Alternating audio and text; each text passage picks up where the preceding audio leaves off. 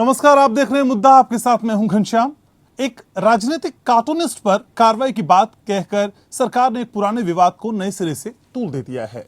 केंद्र सरकार की तरफ से कार्टूनिस्ट मंजुल के खिलाफ ट्विटर को शिकायत की गई है। ट्विटर ने इस बात की जानकारी पॉलिटिकल कार्टूनिस्ट को दी। केंद्र सरकार की तरफ से मंजुल के कंटेंट को भारतीय कानून का उल्लंघन बताया गया, लेकिन एक कार्टूनिस्ट के खिलाफ इस शिकायत के बाद अब एक बार फिर मोदी सरकार को लेकर सोशल मीडिया पर लोग जमकर गुस्सा उतार रहे हैं। सरकार पर अब कार्टूनिस्ट को टारगेट करने का आरोप लग रहा है। कांग्रेस के सीनियर नेता शशि थरूर ने भी ट्विटर पर सरकार के इस कदम की आलोचना की। उन्होंने लिखा, मैं पहले उम्मीद कर रहा था कि ये किसी तरह की मनगढ़ंत कहानी या पैरोडी होगी, लेकिन बाद में बताया गया कि ये सच है। बिना विश्वास के शेयर कर रहा हूं। कार्टूनिस्ट मंजुल ने इस ईमेल को ट्वीट किया जिसमें कहा गया कि वो ट्विटर सरकारी एजेंसी की ओर से किए गए आग्रह के बारे में यूजर को सूचित कर रहे हैं और इस संबंध में वो कोई कार्रवाई शुरू नहीं कर रहे हैं। उन्होंने ट्वीट कर कहा, वैसे अगर सरकार बता देती कि दिक्कत किस ट्वीट से है तो अच्छा रहता, दोबारा वैसा ही काम किया जा सकता था और लोगों को भी सुविधा हो जाती। हालांकि ट्विटर ने मंजुल को 4 विकल्प सुझाए, जिसमें पहला सरकार के आग्रह को अदालत में चुनौती देना, दूसरा किसी तरह के निवारण के लिए सामाजिक संगठनों से संपर्क करना, तीसरा स्वैच्छिक रूप से कंटेंट को डिलीट करना और चौथा कोई अन्य समाधान खोजना है। ये कदम ऐसे समय में उठाया गया जब केंद्र सरकार सोशल मीडिया को नियमित करने के लिए नए आईटी नियमों को लेकर आई है। इन्हें लेकर कई लोगों का मानना है कि यह अभिव्यक्ति की स्वतंत्रता के खिलाफ है। जब किसान आंदोलन चरम पर था, ट्विटर ने केंद्र के आग्रह पर ऐसे 250 ट्विटर अकाउंट हटा दिए थे जो किसान आंदोलन से जुड़ी जानकारियों को साझा कर रहे थे। मई के आखिरी हफ्ते में ट्विटर को कांग्रेस के कथित टूल किट से संबंधित बीजेपी के मुख्य प्रवक्ता संबित पात्रा के एक ट्वीट को तोड़मरोड़ कर पेश किया गया। मैनिपुलेटेड मीडिया की श्रेणी में टैग करने पर एक और नोटिस मिला था। केंद्र सरकार द्वारा फरवरी में नए आईटी नियम तैयार करने के बाद से ही इसके अनुपालन को लेकर ट्विटर और भारत सरकार के बीच खुला टकराव देखने को मिला है।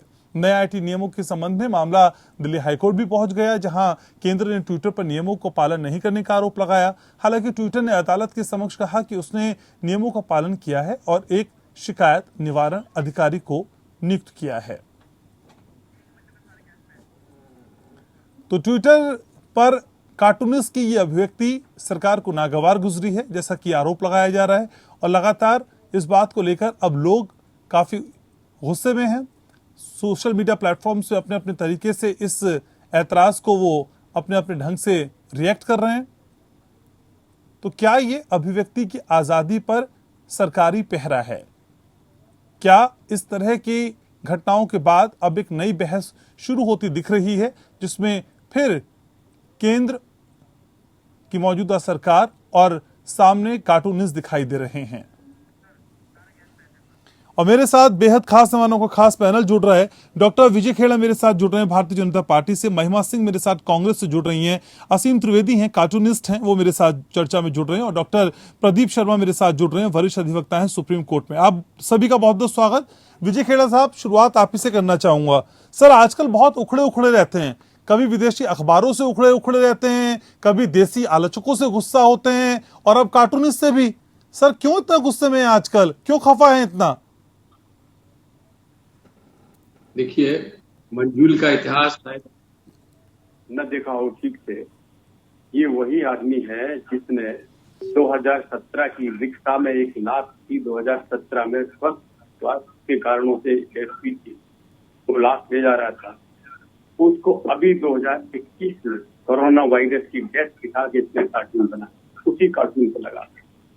अगर इस तरह की कोई हरकतें करेगा, आप सरकार के खिलाफ जाओ, मोदी के खिलाफ हजारों कार्टून बने हैं पिछले 7 साल में, हजारों।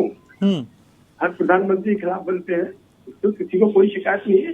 लेकिन कार्टून स्वस्थ हो, हंसी मजाक वाले भी हो तो कोई बात नहीं है।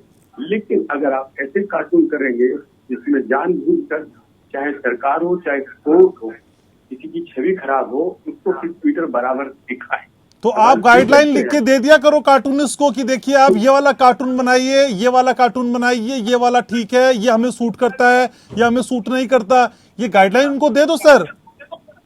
वो तो सुप्रीम कोर्ट ने दे दी थी इनको, वो मोटो कंटेम्प्ट नोटिस जारी किया था, याद करिएगा। ट्वीट के लिए प्रशांत भूषण वाले केस में सुप्रीम कोर्ट ने सुओ मोटो नोटिस जारी किया था कंटेम्प्ट का, और ट्विटर ने उसके ऊपर विड्रॉ करके माफी मांग के अलग हो गया था। एक केस नहीं है, मैं 1 दर्जन केसेस गिना सकता हूँ आपको। उत्तर प्रदेश का योगी के खिलाफ जब लिखा था ट्विटर ने बार बार, एक IAS अफसर था शिव प्रताप, उसके कारण, और बाद में लगा सारा नकली और फेक था।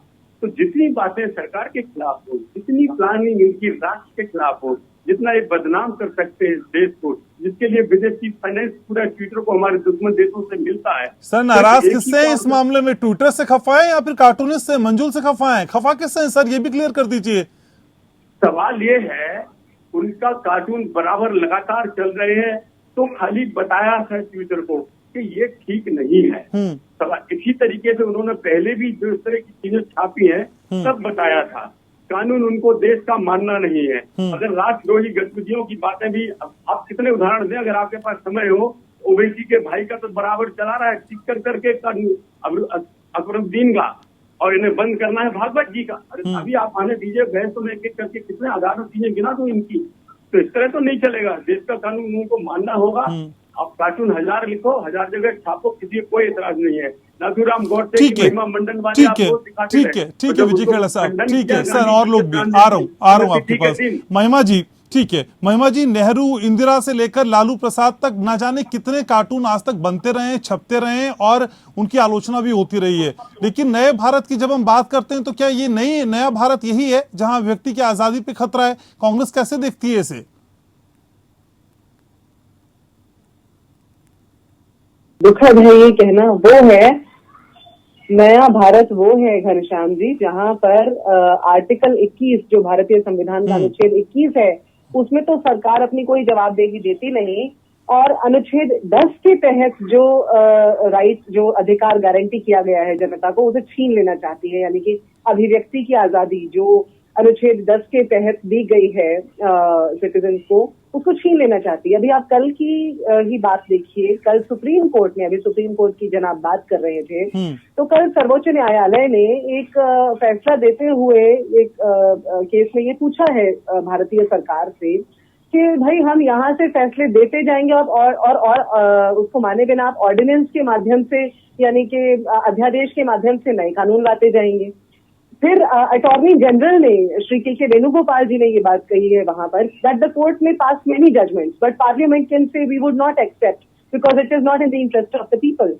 तो जब सर्वोच्च न्यायालय ये बात कह रहा है कि हम जो कहते हैं सरकार से, हम जो आदेश देते हैं, सरकार उसको मानने के बजाय दूसरे कानून बनाना शुरू कर देती है, ऐसे में ये सोचना इस समय वाजिब है कि ये सरकार जो ना सर्वोच्च न्यायालय की मानती है, सर्वोच्च न्यायालय का जो नाम है अपनी कन्वीनियंस के हिसाब से, अपनी सहूलियत के हिसाब से जहां जरूरत है वहां ले लेते हैं। अभी बता रहे हैं कंटेम्प्ट का नोटिस पहले सुप्रीम कोर्ट ने भी जारी किया था।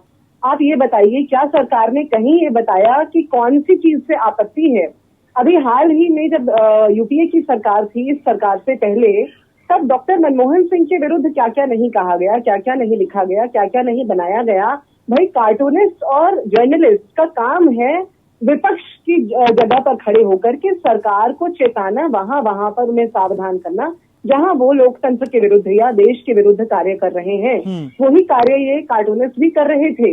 लेकिन ये सरकार जो है, ये नेशनलिज्म के सर्टिफिकेट बांटने में विश्वास रखती है अपने ही पैरामीटर्स के हिसाब से। उन्हें जो सही लगता है नेशनलिज्म या राष्ट्रवाद, वो ही पैरामीटर सबका होना चाहिए। जैसे कि आज तक ये देश बिना किसी राष्ट्रवाद या बिना किसी देशभक्ति के चल रहा था। बस यही है सच्चे देशभक्त जो आज आ गए हैं और बिना बात के IAS ऑफिसर्स के ऊपर, IPS ऑफिसर्स के ऊपर, कार्टूनिस्ट के ऊपर, आलोचकों के ऊपर केसेस करते जा रहे हैं। ये बेहद दुखद है घनश्याम जी। ठीक है, असीम त्रिवेदी भी मेरे साथ है, कार्टूनिस्ट हैं। असीम भाई, असल में कार्टूनिस्ट की अभिव्यक्ति की भी क्या कोई सीमा होनी चाहिए, एक लिमिट तय होनी चाहिए, और क्या कुछ खास गाइडलाइंस होनी चाहिए या हैं जिनको फॉलो करना जरूरी है? आप कैसे देखते हैं सर मंजुल वाले केस को जोड़ते हुए इन तमाम बातों को? देखिए, मंजुल एक बहुत बढ़िया कार्टूनिस्ट है, बहुत साल से काम कर रहे हैं, बहुत अलग अलग मीडिया को, और पता ही नहीं है कि उनका कोई किसी एक ग्रुप के साथ में या किसी पॉलिटिकल पार्टी के साथ में कोई संबंध कभी दिखा हो। मुझे याद है कि पिछली सरकार की यूपीए के बहुत सारे विपक्षी पार्टी उनके कार्टून को चलाते थे। करते थे, जिनको प्रमोट करते थे अपने ट्विटर, वो कार्टून जो है अलग अलग मीडिया हाउस के लिए बनाया करते थे, क्योंकि उनका काम ही एक कार्टूनिस्ट और एक जर्नलिस्ट का काम है सरकार के काम को एनालाइज करना, क्रिटिक करना, तो वही वो कर रहे थे उस वक्त भी, इस वक्त भी। लेकिन शायद ये माहौल बहुत खराब हो गया है कि हर एक चीज से आपत्ति है, और मतलब मुझे लगता है कि बहुत संतुलित भी रहते हैं। बहुत से कार्टूनिस्ट के कामों की तुलना करें तो उनके काम को मैं बहुत संतुलित में देखता हूँ। मुझे लगता है कि बहुत संतुलित काम करते हैं। अगर मंजूर जैसे कार्टूनिस्ट के मुकदमे होंगे तो बहुत सारे और कार्टूनिस्ट इस जग में आएंगे, और फिर धीरे धीरे हम ये करना ही कि हम डिजाइन करें, हम कोई कार्टून बना सकते हैं। और अगर हम गाइडलाइंस बना देंगे तो फिर तो गाइडलाइन कौन बनाएगा? सरकार बनाएगी। तो फिर कार्टूनिस्ट है, जर्नलिस्ट को सरकार के खिलाफ पूरी नहीं पाएंगे। कोई भी जो गाइडलाइन बनाएगा वो सरकार के अनुसार बनाएगा। तो ऑफकोर्स ऐसी कुछ गाइडलाइन इस तरह में नहीं है और ना होनी चाहिए। और उस तरह से उनसे नोटिस भेजा गया है। जो मैंने देखा कि मैंने स्क्रीनशॉट शेयर किया जो ट्विटर से जिसमें लिखा गया है कि उनके सरकार दे सकते हैं तो वो भारतीय कानूनों का उल्लंघन, तो ये एकदम गलत बात है, एकदम सामान्य। तो इसका कानून उनके कानून अगर किसी कानून का उल्लंघन है, सारे कानून इंडिया में आते हैं, तो उसका काम ऐसे उल्लंघन खाएगा। तो पूरी एक विभाग देशद्रोही कहें या सरकार कहें या कानून विरोधी कहें, क्या नहीं कराते थे इंडिया में, तो ये बहुत ही गलत है। और मैं जिस तरह बहुत मुकदमा हुआ था 2012 में, तब ऐसा बहुत नहीं होता था और तमाम अलग अलग कानूनों से इस बारे में बात की थी, मुझे सपोर्ट किया था। अब तो मुझे देखा दुर्भाग्य कानून अलग अलग मामले में, बंदी के दौरान, कोरोना के दौरान बहुत सारे कानूनों से ट्रोल किया गया है, नोटिस भेजे गए, सारे कार्टूनिस्ट हैं जो शिकार बने हैं। जी ठीक है, आप मेरे साथ रहिए। डॉक्टर प्रदीप शर्मा भी जुड़ रहे हैं, वरिष्ठ अधिवक्ता हैं सुप्रीम कोर्ट में। प्रदीप जी, असल में भारतीय कानून का उल्लंघन एक कार्टून के जरिए आप इसे कैसे देखते हैं और किन धाराओं में ये उल्लंघन होता हुआ नजर आता है? सर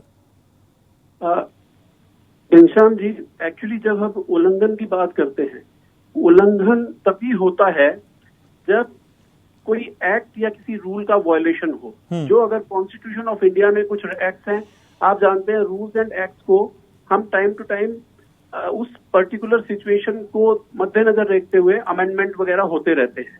अभी रिसेंटली ही आईटी रूल्स में न्यू आईटी रूल्स अभी आए थे और इनका काम ही ये था कि वो रेगुलेट करेंगे सोशल मीडिया को। अब जैसे आपने मुझसे पूछा कि पर्टिकुलरली कि भाई किस पर्टिकुलर सेक्शन के अंदर हम इनको प्रतिबंध लगा सकते हैं या कंट्रोल कर सकते हैं। देखिए 69 ऑफ आईटी एक्ट, जो इंफॉर्मेशन एंड टेक्नोलॉजी एक्ट है 2000 का, वो सेंटर को पावर देता है, वो अलाउ करता है उसको कि वो किसी भी एक्सेस को ब्लॉक कर सकते हैं, वो इंटरमीडिएरी इन नेचर हो तो। अब इंटरमीडिएरी नेचर के कौन कौन से होते हैं, जैसे उसमें इंक्लूड होता है जो डेफिनेशन दी हुई है इसी में आईटी एक्ट में, सेक्शन डेफिनेशन 2W सेक्शंस के अंदर इसकी डेफिनेशन दी हुई है आईटी एक्ट में कि इंटरमीडिएरी कौन कौन सी चीजें हैं। उसमें अब टेलीकॉम सर्विस प्रोवाइडर्स भी आते हैं, नेटवर्क प्रोवाइडर सर्विस प्रोवाइडर आते हैं, इंटरनेट सर्विस प्रोवाइडर आते हैं, वेब होस्टिंग सर्विस प्रोवाइडर आते हैं, सर्च इंजन भी आता है उसमें, ऑनलाइन पेमेंट साइट्स भी आती हैं, ऑनलाइन ऑक्शन साइट्स भी हैं, मार्केट प्लेसेस भी हैं, साइबर कैफेज वगैरह वगैरह। मतलब ये सब अगर उस डेफिनेशन को देखा जाए तो ये सब कुछ जो मैंने अभी आपको बताया 2W डेफिनेशन 2W में आईटी एक्ट में कवर होते हैं। अब 69A है आईटी एक्ट का, उसमें साफ साफ लिखा हुआ है allows the centre to block access. मतलब कि सेंटर के पास ये पावर होती है कि वो इस तरह की कोई भी ऐसी एक्टिविटी जिसको वो ये समझते हैं कि देश हित में नहीं है। जैसे आपको याद होगा कि अभी पिछले साल में लगभग 250 चाइनीज एप्स को हमने ब्लॉक कर दिया था। वो इसीलिए किया था क्योंकि गलवान घाटी जो लद्दाख एरिया में है, उस पर जब चाइनीज इन्वेजन हो रहा था या ट्रूप्स उसके अंदर एंटर कर रही थी, उस टाइम में सरकार ने उस पर्टिकुलर स्थिति को देखते हुए और उन साइट्स को ब्लॉक कर दिया था। अब इस 69A का जो आईटी एक्ट का है, वो कहता ही है कि या तो वो देश की संप्रभुता या अखंडता या डिफेंस ऑफ इंडिया या फिर सिक्योरिटी ऑफ स्टेट या friendly relations with foreign state या पब्लिक ऑर्डर और ऐसी इंसाइटमेंट कोई ऐसा काम जो कॉग्निजेबल ऑफेंस हो, उस तरह की इंसाइटमेंट वगैरह करे, ठीक है। इन सब के अंदर वो कवर होता है। अब सरकार अभी वैसे तो इस बात को चैलेंज किया हुआ है दिल्ली हाई कोर्ट में, अभी ये मैटर पेंडिंग है, और वो यूनियन ऑफ इंडिया गई थी उसमें कि भाई जो ये ट्विटर वगैरह हैंडलर्स हैं जो, तो उनके ऊपर रोक लगाई जाए, और हम इन एक्ट जब अमेंडमेंट हो गया है, न्यू एक्ट इन एग्जिस्टेंस आ गए हैं, तो इनको तो, लेकिन ट्विटर ने अपना जो बचाव रखा है, पक्ष रखा है, वो ये कहते हुए रखा है कि ये वायलेशन है आर्टिकल 19 का, तो freedom of speech and expression की हमें गारंटी देता है। तो लेकिन अगर हम लॉ को देखें तो लॉ ये कहता है कि अगर सरकार के पास ये पावर है, मतलब 69A में बिल्कुल क्लियरली लिखा हुआ है और 2W में डिफाइन किया हुआ है इसको बड़े अच्छे से कि हम किन किन चीजों को क्या क्या कर सकते हैं। ठीक है सर, आप मेरे साथ रहिए। विजय खेड़ा साहब भी मेरे साथ हैं भारतीय जनता पार्टी से। तो डॉक्टर विजय खेड़ा, क्या आपको नहीं लगता कि सरकार की इन आपत्तियों के बाद, इस तरह का कदम उठाए जाने के बाद कहीं ना कहीं नैरेटिव सेट हो जाएगा कि असल में देश में असहमति की कोई जगह नहीं है? कार्टून के जरिए जो व्यंग किए जा रहे हैं, उन व्यंग को भी आप समझने के लिए तैयार नहीं है। सटायर है सर, सटायर को सटायर की तरह लीजिए, इतना दिल पे लेने की जरूरत क्या है? देखिए, एक दिन का कोई बात नहीं है, बराबर जब नोट किया जा रहा है कि जो भी चीज हमारे यहाँ राष्ट्र के हित में होती है उसको जरूरत से ज्यादा बार बार दिखाया जाता है। उसके राष्ट्र के अहित में या फिर आपके अपने अहित में? सर दोनों चीजें अलग अलग हैं। आप खुद को राष्ट्र मान बैठे हैं लग रहा है। हम तो प्रमाण दे रहे हैं ना, आप सुनने का मौका दीजिए ना, तो प्रमाण देंगे ना। अगर कोई नक्शा भारत का कोई हिस्सा और कहीं से किसी ने डाला और कोई ट्विटर अगर दिखाता है तो हम उसको मान लें क्या? हम ट्विटर को नहीं कहें कि ये गलत है। ये वो कांग्रेस की सरकार नहीं है जो हर चीज राष्ट्रवादी सरकार है, एक एक इंच के लिए जान दे देगा यहाँ। सर्टिफिकेट आप छापते हैं सर अपने यहाँ, पता है हमको सर, सारे देशभक्ति के सर्टिफिकेट आप ही की फैक्ट्री में छपते हैं। 1 मिनट ध्यान से, या तो आप सुन लीजिए साहब, 2 मिनट मुझे नहीं, आप तय नहीं करेंगे ना सर। जब आप आउट ऑफ कॉन्टेक्स्ट जाएंगे तो मैं रोकूंगा। विजय खेड़ा जी, माफी के साथ कह रहा हूं सर, मुझे मंजुल के कार्टून पे आपके रिएक्शन चाहिए सर। आपको असहमति क्यों बर्दाश्त नहीं है? देखिए, थोड़ा सा काउंटर करने में भी आप बौखला जाते हैं, उखड़ जाते हैं सर। इतनी नाराजगी क्यों है सर? आप अगर देखिए, हम आपको 4-5 उदाहरण देना चाह रहे थे, आपने सब नहीं देने दिए, अभी नहीं देने देंगे। सबसे ज्यादा डिबेट उठा के देखिएगा, आप ही को समय दिया है सर अभी तक मैंने। मुझे आप प्रश्न करेंगे तो उत्तर तो देने दीजिए, वो कहीं ना कहीं से उसका संदर्भ तो होगा ही ना किसी बात का। आपने एक बात कही, मैंने उसका जवाब दे दिया था। आपने पुनः वही बात हमसे पूछी है कि हजारों कार्टून प्रधानमंत्री के खिलाफ छपे होंगे 7 साल में।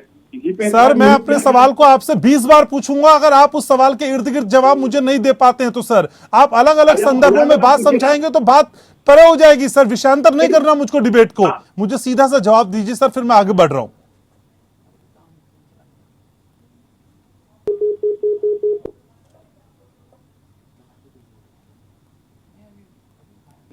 कहा था रिक्शे की लाश थी और अभी दिखाया, तो ये फैलाने का तरीका कोरोना पीरियड में झूठे की लाश का रिक्शा दिखा के ये गलत नहीं है। दोनों बातों में फर्क समझ लीजिए। मंजुल का कार्टून और ट्विटर के लिए नोटिस, दोनों में जमीन आसमान का फर्क है। अगर कोई आदमी गलत बात छापता है किसी अखबार में, गलत बात बोलता है कहीं पर, तो उस गलत बात के लिए किसी तरह से विरोधी है, अगर वो लगता है राष्ट्र हित में जनहित में नहीं है, वो काम पुलिस। अगर ट्विटर एक्ट के अंदर जो दूसरी बात है, अगर ट्विटर लगातार किसी बात को ऐसा छाप रहा है जिससे वो बात बिल्कुल गलत है, बेबुनियाद है, तो उसको ये बताना, सरकार ने उसको बताया है, नोटिस के मुकदमा दर्ज नहीं कर दिया है।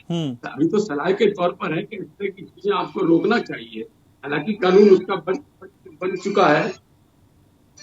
एक ठीक है सर, ठीक है सर। महिमा महिमा जी भी मेरे साथ हैं। तो महिमा जी, असल में कार्टूनिस्ट मंजुल ने सरकार पे तंज किया और लिखा कि शुक्र है कि सरकार ने ट्विटर अकाउंट को बंद करने के लिए नहीं कहा, क्योंकि प्रधानमंत्री मोदी को मैं भगवान नहीं मानता।